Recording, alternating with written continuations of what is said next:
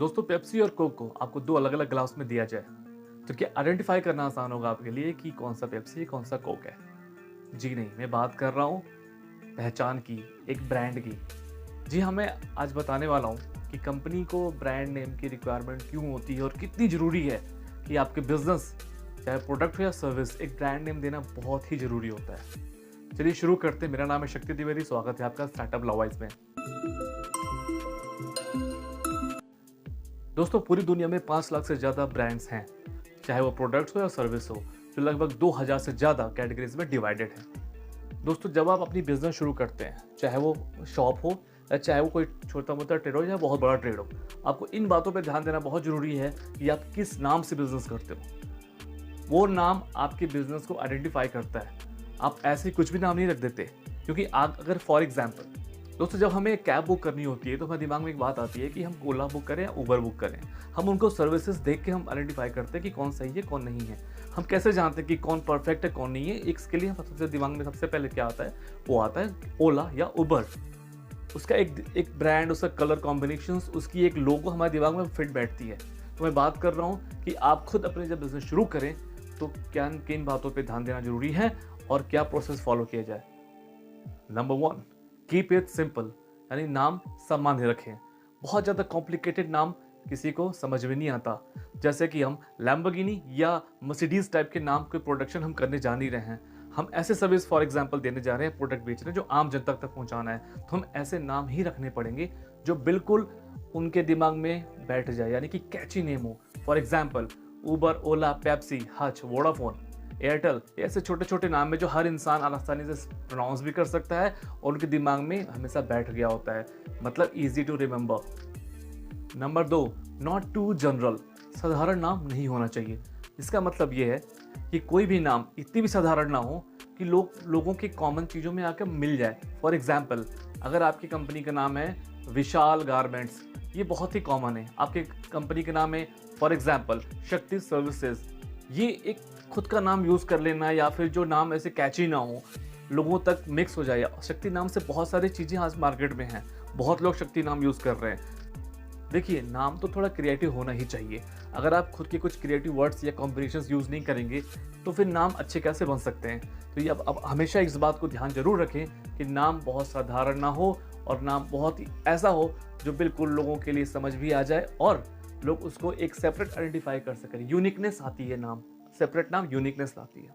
Number 3, ये बड़ा technical aspect से बात करने जा रहा हूँ। जी हाँ, नाम जो आप भी सेलेक्ट कर रहे हैं, ध्यान रखें कि आज के टाइम पे बिजनेस को ऑनलाइन होना भी बहुत ज़रूरी हो गया है, तो उसका डोमेन भी अवेलेबल होना चाहिए।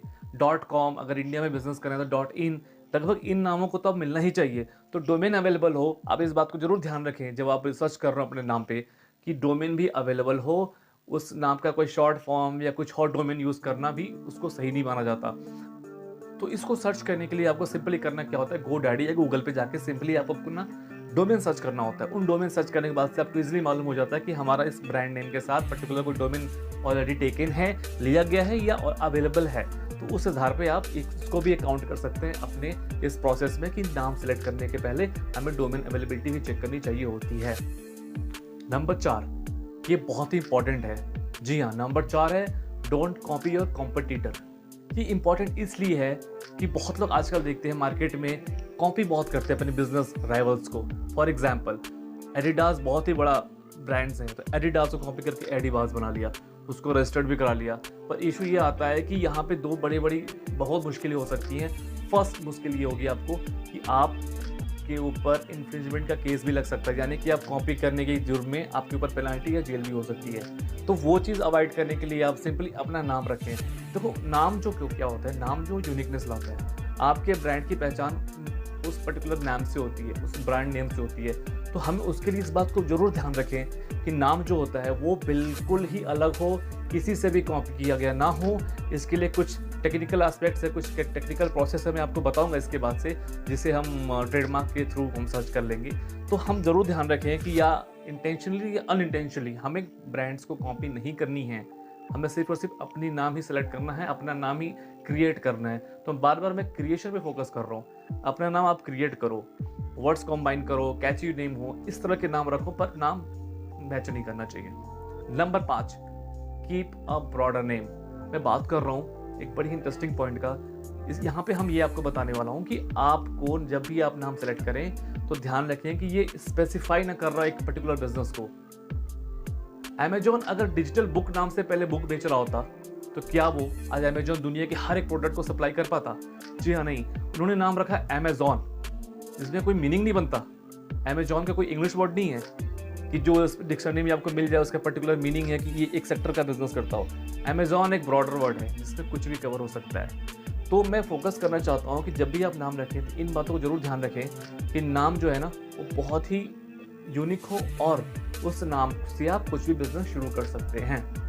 दोस्तों, इन 5 पॉइंट्स के अलावा कुछ और टेक्निकल पॉइंट्स हैं जिसको आपको ध्यान रखने की जरूरत है। मैं आपको आने वाले वीडियोस में कुछ बताऊंगा कि आपको ट्रेडमार्क सर्च कैसे करें। मैं बात कर रहा हूँ कि जब भी आप बिजनेस को सेलेक्ट करें तो इन बात पे जरूर ध्यान दें कि आपको वो ट्रेडमार्क ऑलरेडी टेकन ना हो। मतलब कोई भी इंसान, कोई भी बिजनेसमैन, कोई भी पर्सन उस पर्टिकुलर नाम का कोई ट्रेडमार्क न ले रखा हो, यानी वो नाम ट्रेडमार्क डिपार्टमेंट से रजिस्टर न किया गया हो। इन बात पे फोकस करना इसलिए ज़रूरी है क्योंकि अगर आपका इंटेंशन भी सही हो, अगर ऐसे नाम आप सेलेक्ट कर लिए हो तो वो नाम के यूज़ करने के बाद आपके ऊपर कोई पर्टिकुलर केस ना बने, infringement of use of the trademark. इसके लिए आपको इन बातों को ध्यान रखना जरूरी है। दोस्तों, कैसा लगा मेरा ये वीडियो? आप हमारे चैनल को जरूर सब्सक्राइब करें और आप आने वाले वीडियोस में हम आपको ऐसे ही कुछ नए नए तरीके बताऊंगा बिजनेस शुरू करने के बाद से और बिजनेस रन करने के साथ, और बिजनेस कैसे आगे ग्रो कराएं। इनमें नए नए टेक्निक्स हम आपको बताने वाले हैं। तो प्लीज़ हमारे चैनल को सब्सक्राइब करिए और शेयर भी कीजिए। Thank you so much.